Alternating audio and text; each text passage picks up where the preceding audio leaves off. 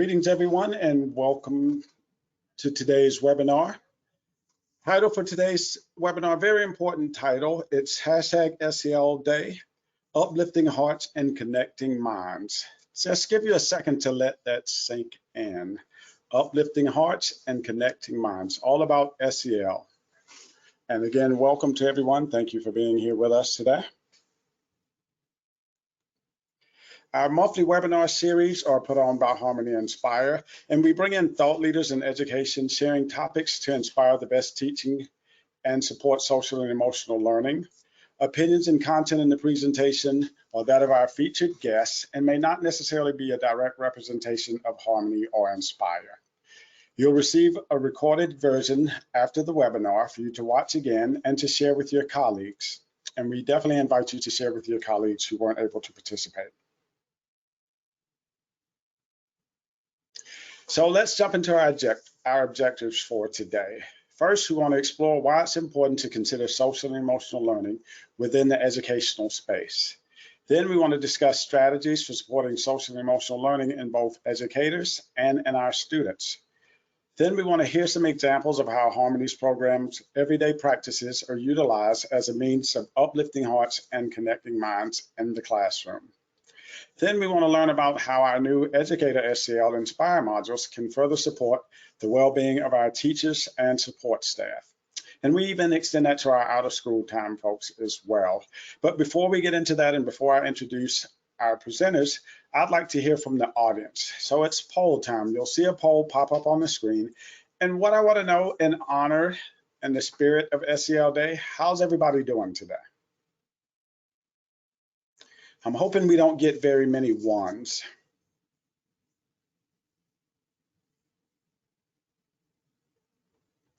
As you guys are clicking in your answers, my colleague Amanda will read out some of them as we give you time to complete what's in our poll. Yeah, we'll give everyone about 30 more seconds, but looks like everyone's picking an option. If you aren't able to vote on the screen, you can share in the question box as well. It looks like we have 74% voted, so we can go ahead and close the poll and we'll see the results here. Okay, that's what I like to see. Lots of amazings, pretty goods, I'm okays. Some I could be betters and don't ask. So hopefully by the end of this webinar, we'll move some of the 2s and 3s up to 4s and 5s. So thank you everyone for participating. We always like to hear from our audience because we love for this to be an interactive, collaborative experience. So your moderator, that would be me, John Pickens. I'm the Harmony SEL program manager. I'm based down in Florida, so beautiful weather for me right now. And now I'd like to introduce the people who will share the mic with me today. Two amazing gentlemen on our panel today. First, we have Kenyatte Reid. I say doctor because he should be a doctor because he's, in a word, brilliant. So Kenyatte is a servant leader with a proven track record of transforming schools, improving teacher performance, and developing staff and leadership policy development and academic practice, curriculum design, and implementation. His primary expertise includes uplifting diversity, equity, and inclusion, retaining exceptional talent, developing and strengthening culture, critical thinking, and receptive listening. Welcome, Kenyatte. Our second guest is Daryl Williams. Daryl began his career in education as a middle school math teacher for 6 years. Takes a special person to work in a middle school before taking the step forward to become an instructional coach. His hard work resulted in him garnering a national board certification. That's a lot of work. Very impressed with that, sir. 2 Teacher of the Year awards and his master's degree from Johns Hopkins University and the University of North Carolina, respectively. He's currently serving in the role of assistant principal, continuing to make strides as he works to support educators in elevating their classroom practices to enhance student growth. Welcome, Daryl. So before we get into what they're sharing with us today, I want to ask our gentleman a question. This question, for those of you familiar with our program, with the Harmony program, this is one of our quick connection cards. For those of you who are unfamiliar, hopefully after listening to us today, you'll explore our website and see what our resources look like. So here's a question that I want to ask of these gentlemen. There's no better exercise for the heart than reaching down and lifting people up. Here's the question. What have you done that made a difference in someone's life? How did it make you feel? Kenyatte, we'll start with you. Thank you, John. Appreciate that. This is an incredible question, and there's a lot for me to reflect on. One, I definitely like to help people out. I feel like it's a responsibility of mine, especially at this point in my career, to help other folks. But quite honestly, something that sticks out for me is about 3 years ago, I was walking down the streets in Brooklyn. I live in New York, and this young adult ran up to me, Mr. Reid, Mr. Reid, he's calling out. And I barely recognized him because, like Daryl, I was a middle school teacher. So I was his middle school math teacher. And he's like, you don't recognize me? This guy's like 23 at the time. And he's like telling me about how he's a chef and a father now. And he said to me, I helped make him the man that he is today. So that has always touched me. And the fact that he remembered me 11 years later, the fact that the impact wasn't in teaching mathematics. Maybe I wasn't a good math teacher, but somehow I helped him be a good man. So that really stuck out to me. Thank you. Very impressive, sir. Thank you for sharing. Daryl, pass the mic to you. All right, I'll take it. We have good weather down here in North Carolina too. I don't know about everybody else, but I'm feeling good today too. So that's a good thing. I'm going to take it outside of the classroom. As when I heard the question just now, I didn't think about this earlier on purpose because I wanted to have a knee-jerk reaction. And the thing that's coming to my mind right now is when I was coaching track a couple of years ago in Huntsville, Alabama, and there was a city championship. There was a young lady, middle school girl, 8th grader, that was on my track team, and she was a sprinter. She had been beating everybody all season. She didn't lose a single meet all season, single event. So this was now the championship. And as I was down at the starting blocks with her, she was nervous and pacing back and forth. And I asked her, it's like, Giovanna, what's going on? And she said, I'm nervous. They're going to beat me. They're going to beat me. And then at this moment, I felt like a coach, and I said, all right, what can I say that's gonna help her right now? And then I just wish there was some cameras there because it was like definitely this needed to be in a movie. And then I looked at her and I said, point her out. She said, what do you mean? I said, go ahead, point her out. She said, point who out? I said, point out the person on this track that can beat you. And she turned and she looked at everybody lined up next to her. She said, none of them could beat me, coach. I said, exactly. Because when you have what you have inside of you, it doesn't worry about who's lining up next to you. You focus and you run your race. And she went and she medaled in the 100, 200, and 400 and the 4x1, all gold medals. And she went on to run a high school and just received a track scholarship to go to college. So that was huge. And it just felt really good to empower her and remind her, your strength is on the inside. Wow, another very powerful answer. And I think what comes to mind for me is the fact that sometimes as educators, we don't realize that the seeds we plant, what they bloom into. And so it's always good when we run into some of our students or when we have these experiences with students, maybe even just outside the school setting. I laugh because I'm older than both my guests. So I'll see students and they'll remember me. And it's like, Mr. Pickens, do you remember me? It's like, that was a long time ago. And I've had thousands of students over the years. So very good reflections, gentlemen. I appreciate that. Now we're going to move on. And what I'm going to do, I'm turning off my camera. I'm going to pass the mic to Brother Kenyatte. The world is yours, sir. Wow. Well, I appreciate that. Good afternoon, everybody. It is such a pleasure and honor to be here. Once again, I am Kenyatte Reid. I have the honor to be the Executive Director of the Office of Safety and Youth Development in New York City. I was been a principal for 11 years, and as you heard, a math teacher and a history teacher. But I want to talk to you about SEL. I get this question, why teach social emotional learning? And it causes me to reflect on a couple things, because part of me, I was like, well, why not? But really, why should we teach social emotional learning? It makes me think about, well, what is the purpose of education, right? And when I think about what is the purpose of education, I think about how we are here to prepare students for, the skills that they need to succeed in life, right? And part of that includes attitudes, includes problem solving, includes ethics, strategies, techniques, all different types. which all revolve into SEL. Especially when you start to think about employers and what employers need, or people who are going to start their own jobs, what their own businesses. What do they need to be successful? And even myself, as I reflect on my 3 daughters, what do they need to be successful? It's communication skills. It's to be able to work in teams, to problem solve, plan, organize, self-management skills, obviously tech skills and things like that. But all of those are embedded in the core social and emotional learning skills. I know I'm speaking to a group of skilled practitioners that know the 5 SEL core competencies being self-awareness, self-management, responsible decision-making, building positive relationship skills, and social awareness. These are key skills to ensure that students are prepared for the life ahead of them. But I want to take this moment just to really take a step back and assess the landscape. John and Daryl talked about their great weather where they are, but I want to give you a little bit of the temperature here in New York City. So we're going to go to the next slide here, and I'm going to show you. This is a picture that was in the New York Times of one of our really strong families here in New York City, but they are indicative of the millions of families that were crushed and devastated by COVID.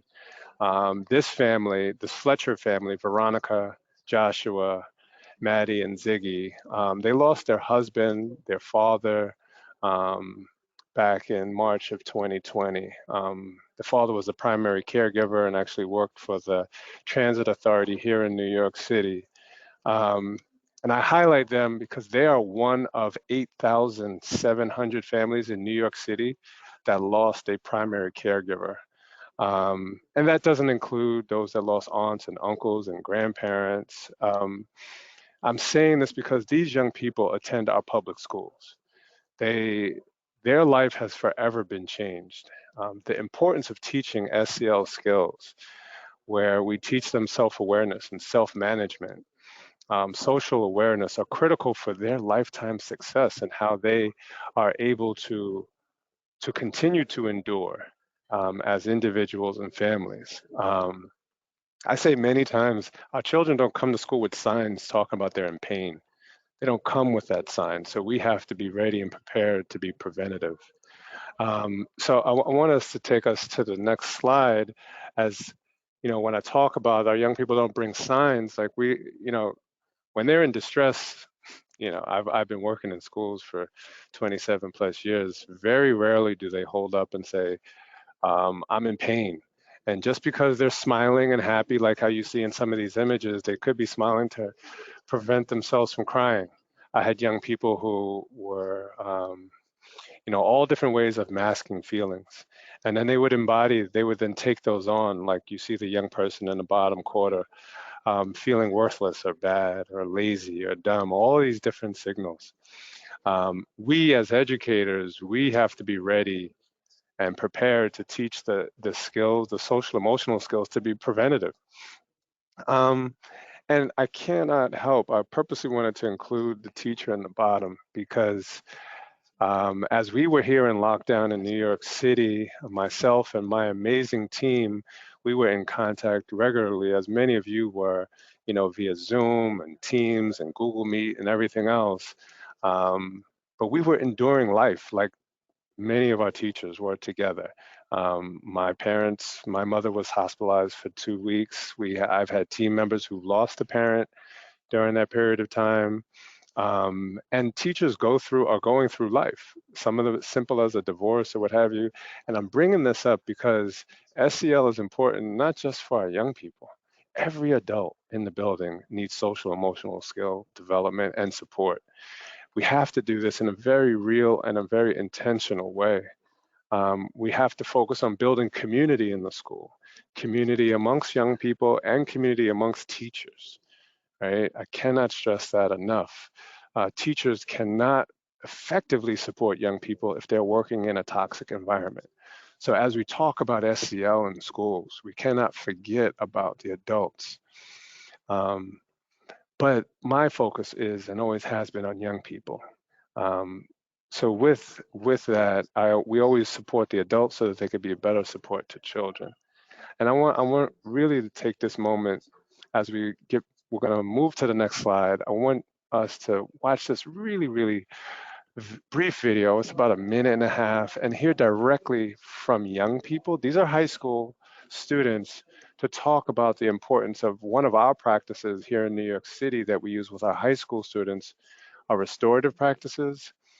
We have extremely great work with Harmony in our elementary schools, and also have great work in our middle and high schools using restorative practices, both of which are teaching SEL.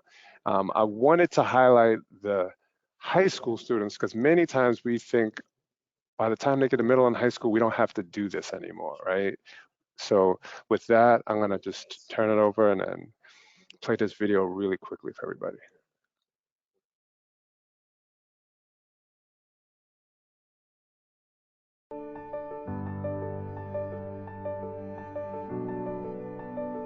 I do feel empowered by it because I feel like I understand people better. So I get to have these relationships with people who I would have stayed away from prior to this because I understand them now. When I was introduced to the circles, I really got to understand other people, and it helped me create more relationships, and it helped me fix broken relationships. It's very safe in a way because you know that you're not being judged in that place, especially because they know you and know what type of person you are. Students feel like they're included. It makes me want to come to school. Circles are powerful. That's just it. Circles are powerful.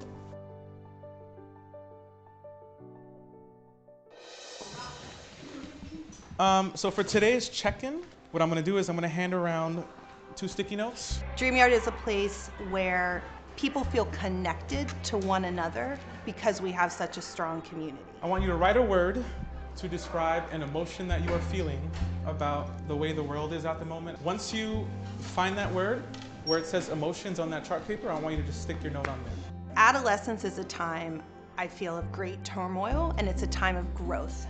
What these processes do is they teach young people how to navigate that. Well, we're in high school and life is crazy right now. All I have is just like feelings of being scared. So the fact that we get to have a time during our day to just share with each other and just see what's going on in our lives and talk, it's great, and it's so important because I feel like that allows us to be good students and be good people.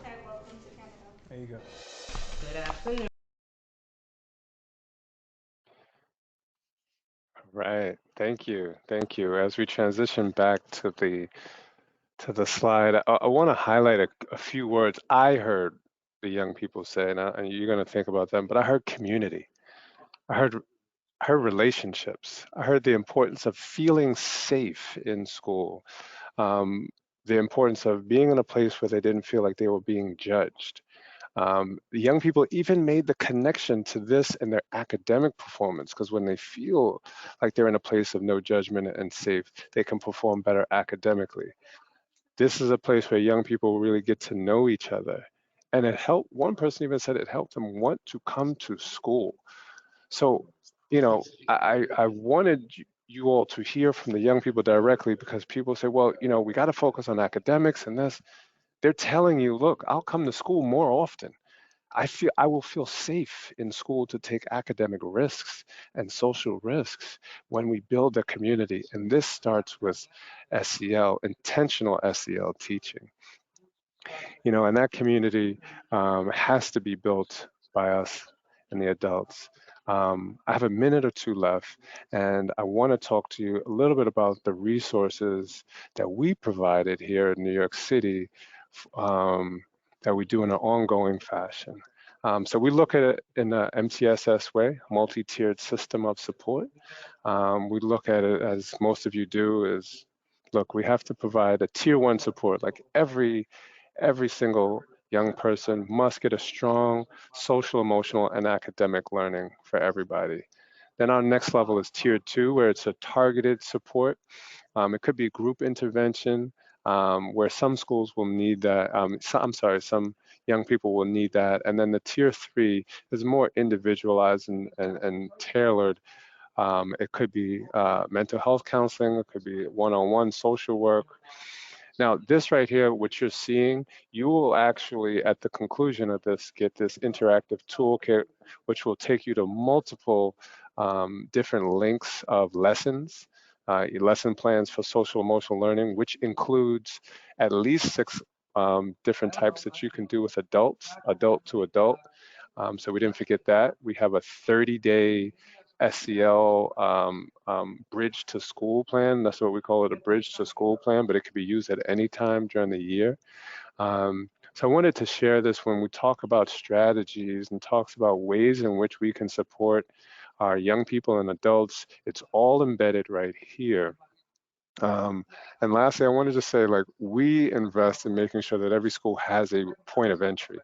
So it could be morning meetings that schools have. It could be advisory. Some schools call it crew and house.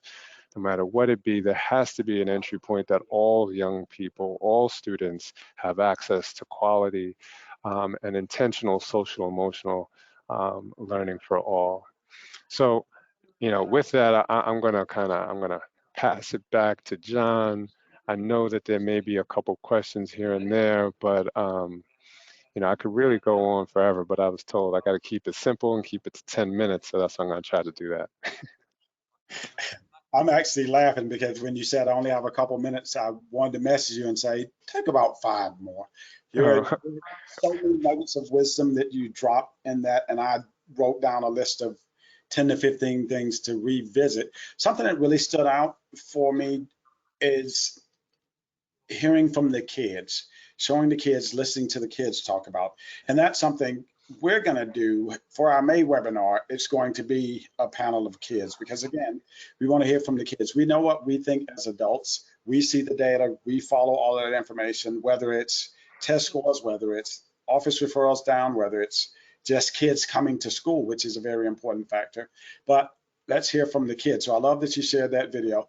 Now we want to reach out to the audience and ask you guys, why teach SEL? What are your thoughts on what Kenyatte shared? What are your thoughts just in general on why we should teach SEL in our schools, in our out of school settings, across all environments that impact kids? And let's not forget, as Kenyatte so eloquently pointed out, the impact on adults from adult SEL, because we all have to take care of one another. If my bucket is empty, I can't fill the students' buckets that I work with. So that is so true, John, and that's really what we had to continue to emphasize, and that's what we learned as we supported schools. We were training a lot of adults, and then they would come to us afterwards and like, we really believe in this, but what about us? I'm drained. I feel like I have nothing left to give. So that really became a part of our work as we were working with principals and other administrators. Very important, because it's one, education is a challenging job. It's something we do from the heart, but it is a challenging job. So making sure that we take care of each other, making sure we check on one another, and making sure that we have resources available. Later, we'll share a couple Inspire modules that will also help educators with that. Amanda, what kind of questions are we getting, or what kind of comments are we getting in the question box? Great responses. Because only through SEL, we are teaching the whole person. Intelligence and character is the purpose of education. Love that. Feeling drives behavior, and we need to teach emotional learning. I think it's important to know what the concerns are from the children so they feel heard. Teaching and supporting students to be self-reliant. I really like what you included. Lots of comments about the importance of self-regulation. Helps all to be in a space to learn from and with each other as well, to support each other. Everyone wants to be heard. Love that. Yeah, everyone does want to be heard. We also have, we've done many of videos with even the younger people, the younger students in elementary, and a lot of them talk about how it allows them to drain off your feelings, whatever it may be, allows them to drain it off so that they can do well academically. And it's interesting when you hear that from an 8-year-old who recognizes that they need to do that so that they can then do math and then do science and what have you. We need to catch up to the 8-year-old. 100%. 100%. I tell people, because I'm all about connecting, and I always tell people that the world is a big, scary place until you say hello and start a conversation. We have to do that same thing with the kids, because in our head, we know what they want, but how about we ask them what they actually want? We know what's best, but how about we ask them? So fantastic job, Kenyatte. We're going to bring Kenyatte back later in the webinar, but now we're going to pass the mic over to our second presenter, Daryl. And I had to laugh when I saw this and Daryl's question, why you shouldn't be a good teacher. The look on my face was exactly like the look on his face, except 30 years older and a lot more gray hair. But now I kind of know Daryl's pedigree, so let's hear from Daryl. What is the answer to that question? The world is yours, sir.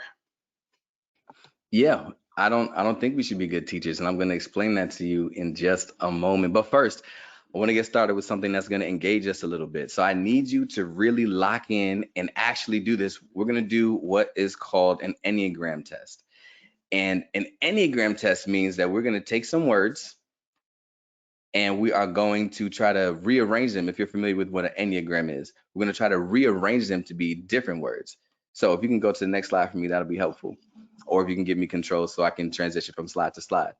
So in an Enneagram test, I'm going to give you some words and you're going to have about 20 seconds. And these 20 seconds, I need you to rearrange them and then let us know in the Q&A box what words you came up with. All right, so the first word that we're going to see on the screen, you can go to the next slide for me. The first word you'll see is world. 20 seconds on my timer. Let's get started.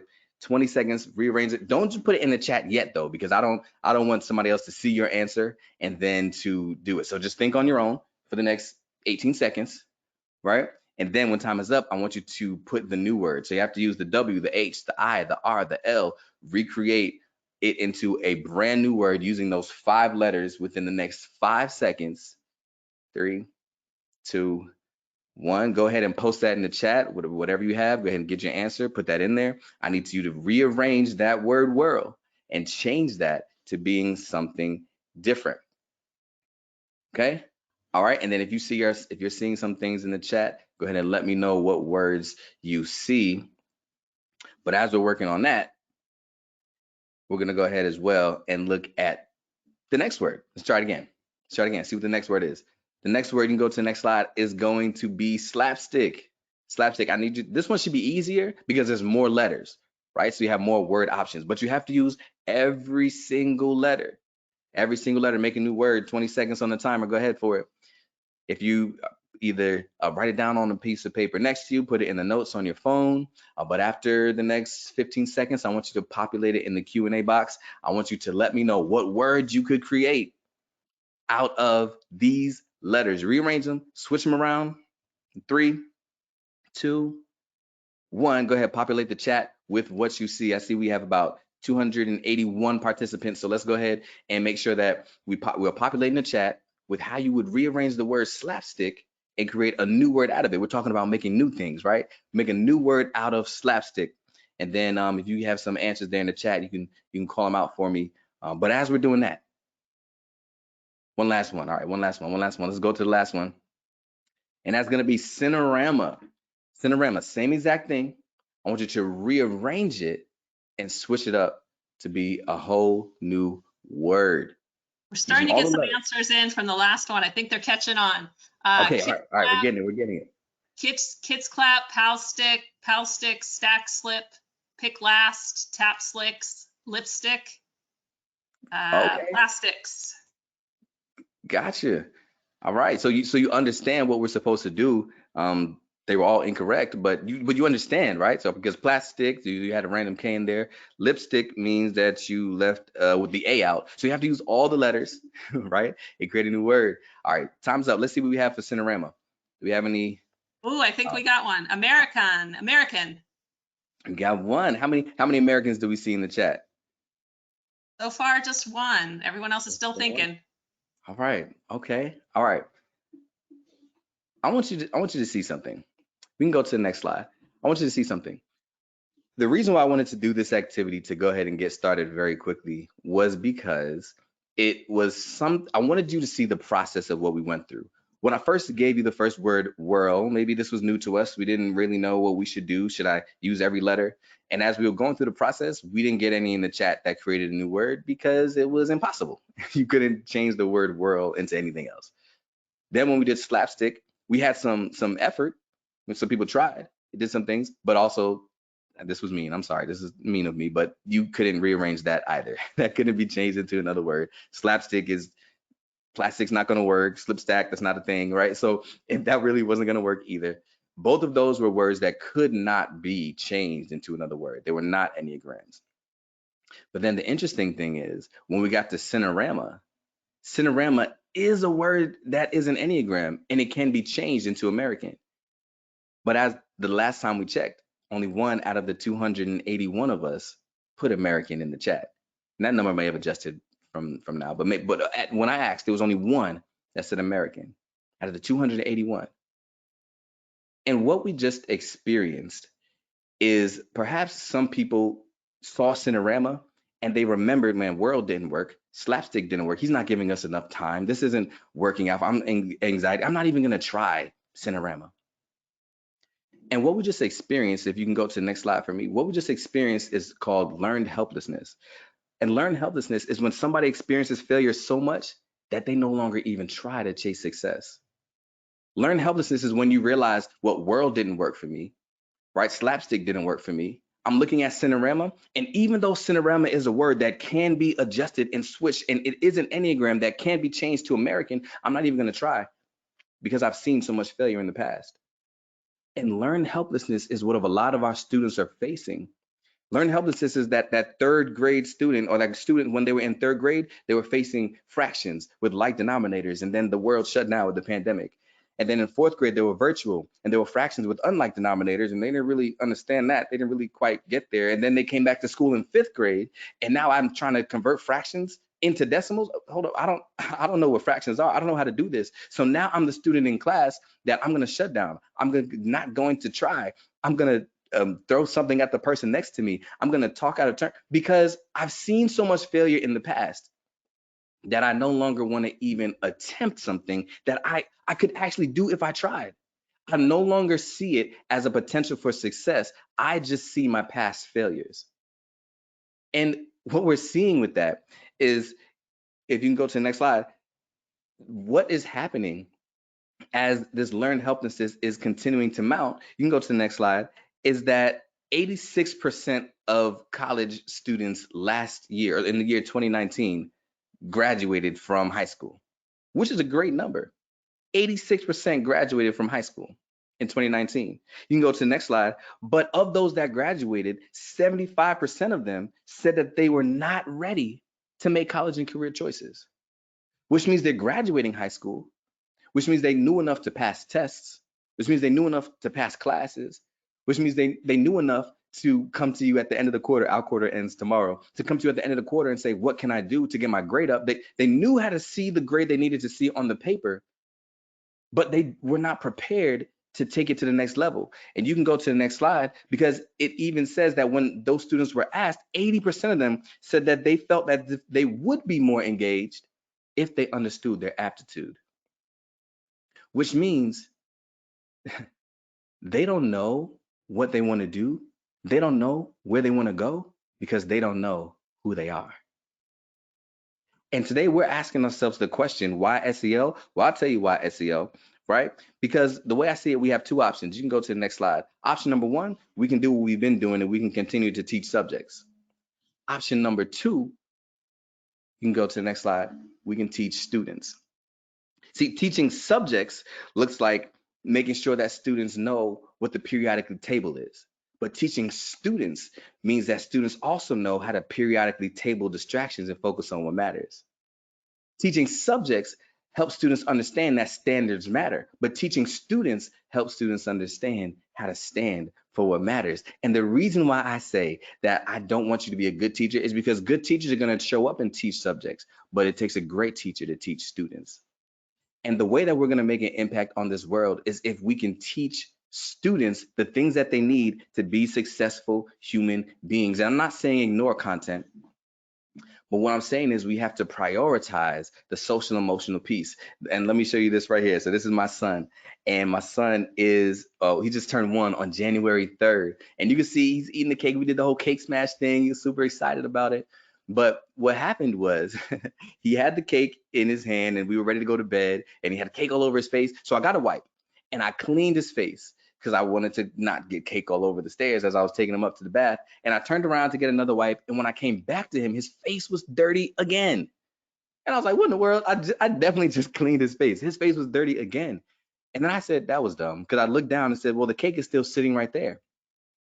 Because when I looked at him, I thought that the thing that I had to fix, I thought that the thing that was the top priority was his face. So I cleaned his face. But what I realized in that moment was that the dirty face was just a symptom, but the cake was the source. And I spent my time treating the symptoms, but not tackling the source. I left the cake right there, which means he can easily just take the cake and rub it all over his face. And I need us to understand that it's not enough for us to just teach this. It's not enough just for us to treat the symptoms. We've also got to tackle the source. You can go to the next slide. In education, this looks like easily noticing the symptoms of a low reading level, but not tackling the source that students don't even believe that they can be literate. It means noticing the symptoms of a low achievement in math, but not even tackling the source that students don't have the grit, the resilience, the tenacity to believe that they can stick with things that are hard. So we spend a lot of time, energy, money, and resources tackling or treating symptoms. But what SEL focus allows us to do is also to tackle the source. Because when we tackle the source, you can go to the next slide. What we do is we prevent negative self-limiting beliefs.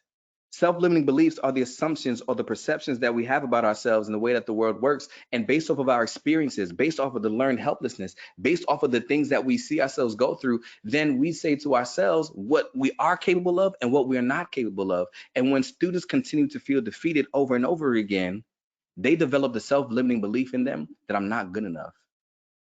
I'm not even going to try. Because we spend a lot of time treating symptoms. But what our SEL focus would do is allow us to tackle the source and actually grow and move and shake students. So what I'm gonna show you right now, I don't wanna just come and just give you a little word of inspiration, a little nugget, or just some realization. I believe that we have to get awareness and then put in action. And this action, I'm gonna show you a takeaway that completely changed the game for me. I'm gonna show you that an actionable skill. You can go to the next slide. I'm going to show you that if words can shake your confidence, words can also shape your confidence. Students hear a lot that they can't. They hear a lot they're not good enough. They hear not they won't be able to. But if those words can shake students' confidence, that means that we can use words to shape their confidence. Next slide, please. So that means that we can teach students positive affirmations. And in full transparency, I have negative 1 minute and 20 seconds left. So I'm going to go through this. I promise you, I'm going to give you everything that you need to know. But when I travel and go to different schools and speak and do these types of workshops, and actually, Mr. Reid, I'm going to be in New York at the end of the month. We should connect. But this takes about an hour and a half or more. But I'm going to give you the framework and everything that you need in the next minute and a half. And then I have a link there at the end for those that would like to go deeper, to really fully take your time with it and understand and create your own. But here we go. You can go to the next slide. To create your own positive student affirmations, to rewrite the thoughts that they have in their mind, to fortify themselves, to understand I am enough, I am adequate, I can do this. The first thing that you want to do when creating an affirmation is to ask yourself, what 3 things are holding my students back from achieving their full potential? Somebody else said, I believe it was James Clear, that if you have more than 3 priorities, you have none. So I know there's a lot of things that students are dealing with. What are the big 3 that you want to address through your affirmation? You can go through to the next slide. Number 2, how can I make this as long as it needs to be, but as short as possible? Because we want it to be recitable. We want it to be something that students can say. So how can I make it brief? I always like the phrase, be brief, be bright, be fun, be done, right? Make sure it's something that they can remember, retain, and something that they can say. And then go to the next slide for me, please. The last thing, number 3, is to ask yourself, what about these words will make it memorable? Again, it's something that we want them to be able to say and recite.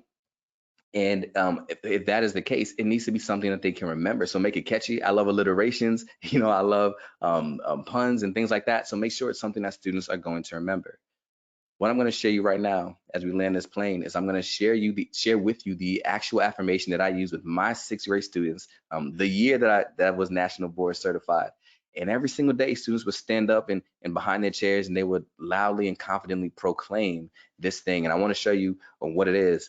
First, I recognized that the 3 things that my students needed. I was in a low income school, a low socioeconomic status, Title I school. We had a lot of students that it was majority minority, right? And a lot of students that didn't have that self-worth. And we were behind before the pandemic, right? So I had a lot of students that I knew this was going to be an uphill battle. And I knew they needed grit, tenacity, resilience. And also I knew that they were quick to blame somebody else for the situations they found themselves in. Those were the 3 pillars I said, okay, if I can address these things, then I can see growth. So you can go to the next slide for me. Every day, students would stand up at the back of their chairs, and to start my class, we would spend the first 15 seconds saying, I am amazing. I love myself and the skin that I'm in. When things get tough, I get tougher. I eliminate excuses and search for solutions. I can be watched, mocked, and blocked, but I cannot be stopped. And then we would sit back down, and then we would resume class. And the reason why I was able to see tremendous growth that year, the reason why things changed was because this was a normal part of our routine. And when I would see students and they looked like things were hard, I would say, yeah, it's tough, but what? And they'll say, but I'm tougher. Right? When I see somebody getting bullied, yes, I would address the bully and I would consequence the bully, but I would say to that other person, what are you? And they'll say, I'm amazing. I love myself and the skin that I'm in. When somebody comes to me to try to blame somebody else, I couldn't do this because, I couldn't do that because, I eliminate what? I eliminate excuses. And I search for solutions. Come on. Right? And I still get a little emotional about when I think about this. A couple of weeks ago, I had a student in my office because she was expressing some suicidal notions. And we had to do an evaluation on her. And 12 years old, she's in my office. And the reason why she's still here today is it's not because she had a math lesson on place value. It's because she had a life lesson on where to place value. And that's the power of SEL. Right? It's not enough just to pursue the pacing guide. It's not enough to stick to the standards. It's not enough to cultivate content. It's not enough to be a good teacher and teach subjects when we can be great teachers and teach students. Incorporate that SEL in addition to the content that we're teaching. And that's how we're going to change students' lives. I went over a little bit, but I'm here for questions.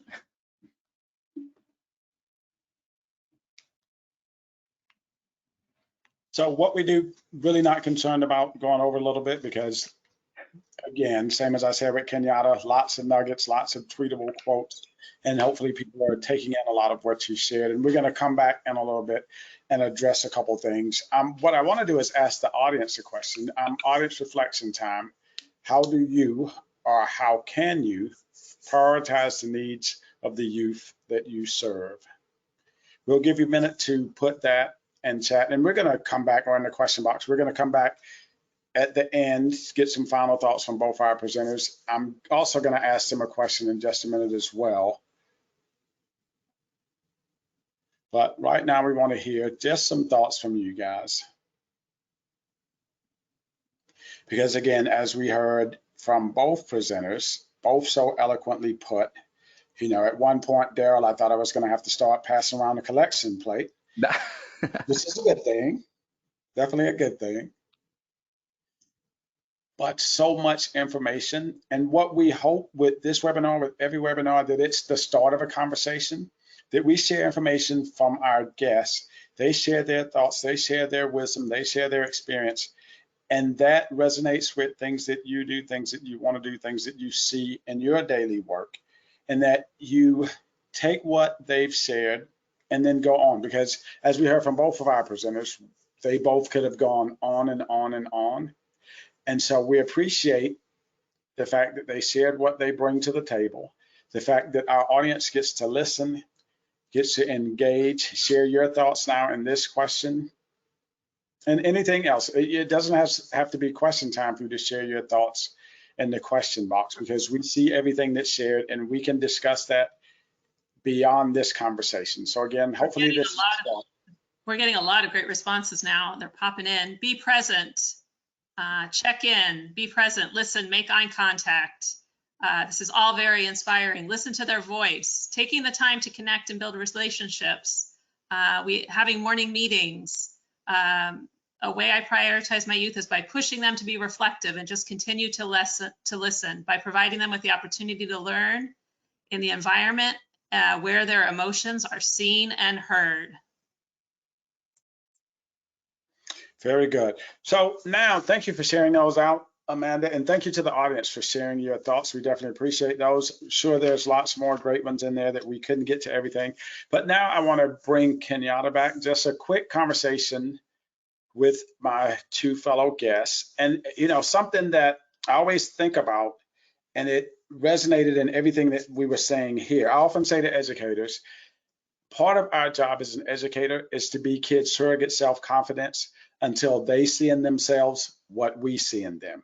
You know, not every kid comes to school feeling like they're their most capable kid, but every kid that comes to school can be the most capable kid if we believe in them and they believe in themselves. So that's always a powerful thought for me. But I'm gonna flip a little bit, and I'm gonna ask, kind of, Kenyatte, I'm gonna ask you a question from what Daryl said, and then Daryl, I'm gonna do the same thing with you. So how can we use SEL to reverse the negative impacts of learned helplessness? And you already spoke on this, but I just wanted to give you the direct question, if you would.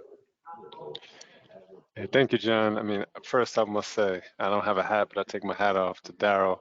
You know, you know, so much of what he said was just really resonating with me when we talk about positive affirmations, really like positive talk. It starts with that. We have to believe in the potential and capabilities of our young people, and they have to know it and hear it, and not just one time. And then they have to feel it from us, right? They have to feel it. So that's in the actions and how we show up, right? So we have to make sure our actions are aligning with our words.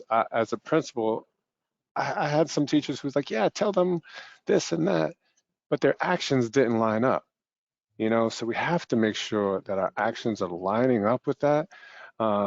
And so those are the things that I really take from this. I mean, when Daryl talks about the affirmations, that really rang true because it stays, it catches, it sticks to you, and it's something positive that sticks with you. You know, at our school, we had an acronym, we called it CLEAR, and it's confidence, leadership, excellence, academics, and then resilience, right? Like these are the 5 things that we wanted to step with. So when we said I am, they would say clear, and then we would kind of go back and forth. So these things that Daryl's talking about sticks with you when things get tough, because they will get tough, right? The lesson will get tough. And it's interesting that I didn't know what Daryl was going to say, but when I talked about like what stuck with me in my life, I know I'm rambling, but it's that young person who said, you helped me be a better man. He didn't talk about me teaching him mathematics. Like he was like, you know, maybe I help him pass what we have the state regents or what have you, but it was like how I touched him as a human being. Very, very, very solid response. And I echo that. Most of the kids that I see will say something along the same lines. It's not that, you know, academically I was able to do this, but it's about what you said earlier about the life success piece. You know, we're preparing kids to have a great life. And that is a lot more than just the academic piece, you know, and it's about, as you said, not just saying you care about someone, but actually telling them that you care about them.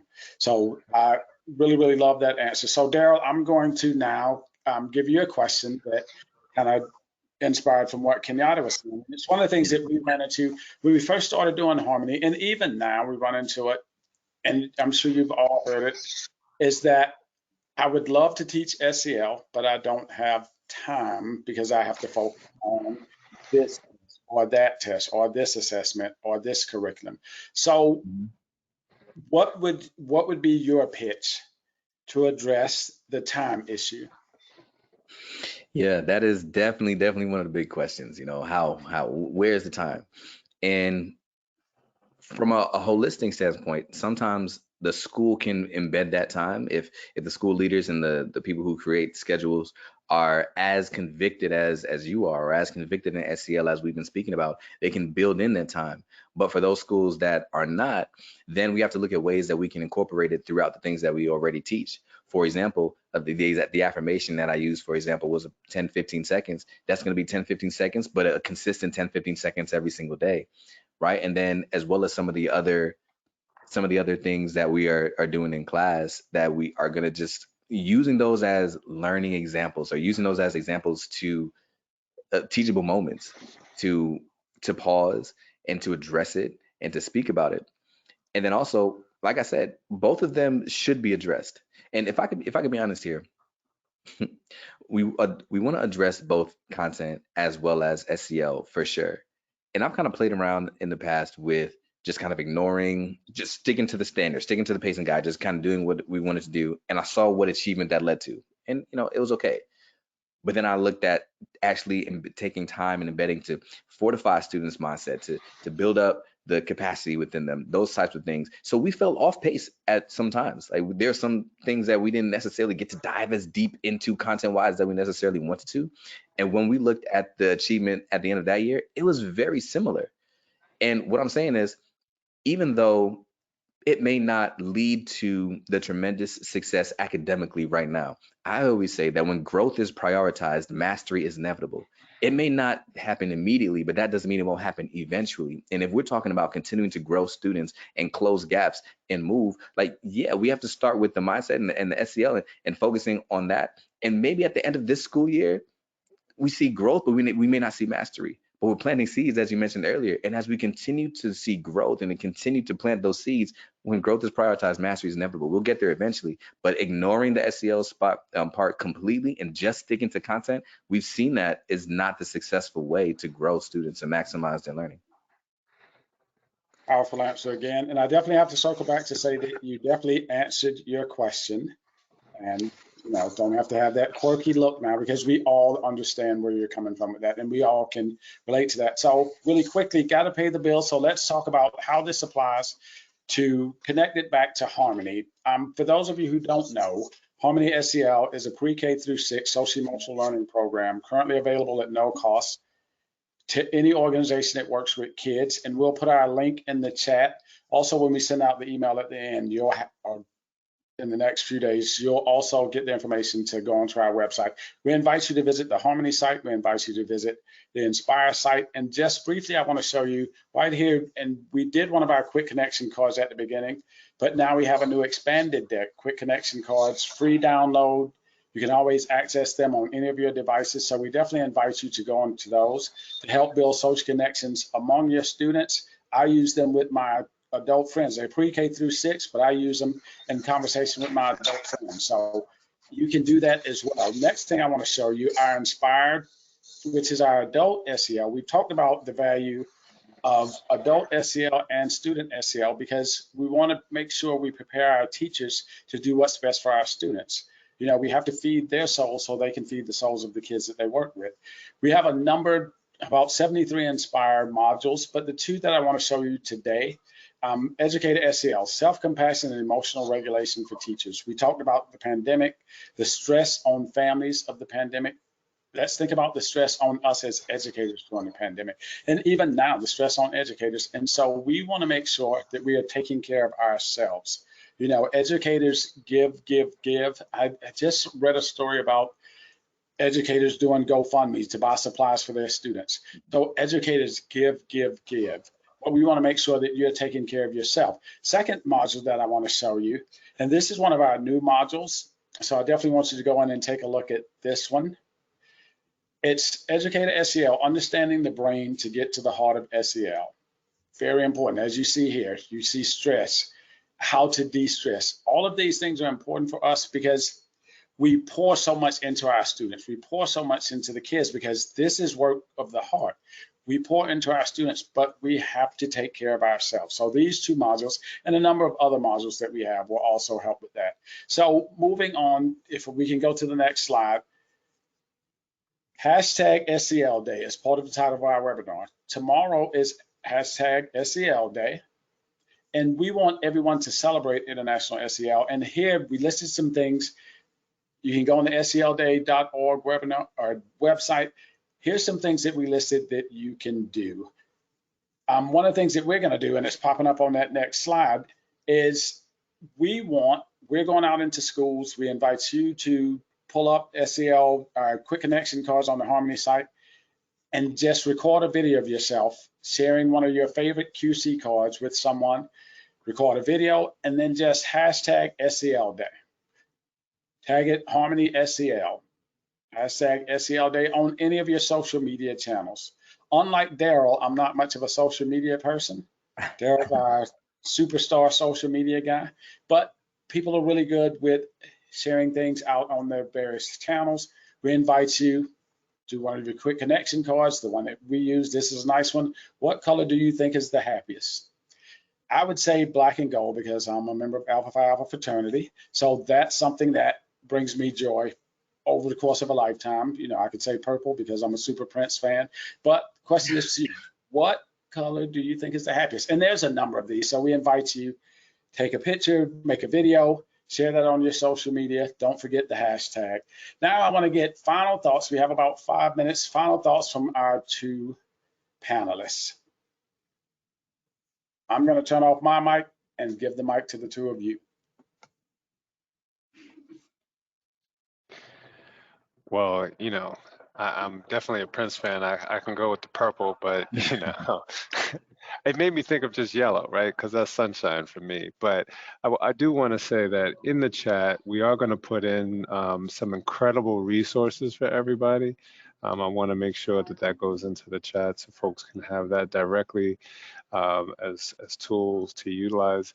If anything that folks are going to take away, one of the things is the importance of teaching social emotional learning. I recently just spoke to the New York State Board and petitioned to try to make sure that SEL becomes a part of high school graduation. The importance of teaching, the intentional teaching of SEL skills. Like we teach physical education, we teach health education, but we're not teaching, intentionally teaching mental and emotional self-care. This is a critical part. And I have to uplift, our young people are screaming for this, screaming. We did a survey in New York City a year ago about what they needed. Over 20% said mental health support. And not that SEL is a mental health support, but it's like first aid. It's like the first layer that has to happen. Because young people are saying, I need to drain this off. I need time to talk about how I'm feeling. I need that reassurance that's going to come from it as well. I need to feel safe in school. I need to make those connections that might have been lost because of time away. People want community. That's a basic human need to be in loving and safe environments. These are things that SEL does. It's not brand new, but it just has to be prioritized. Absolutely, yeah. That's amazing. Thank you for that. For me, I will just remind us again of the importance of SEL. And I just want to say that, you know, if you want to see some things that you've never seen before, you've got to try some things you've never tried before, do some things you've never done before, right?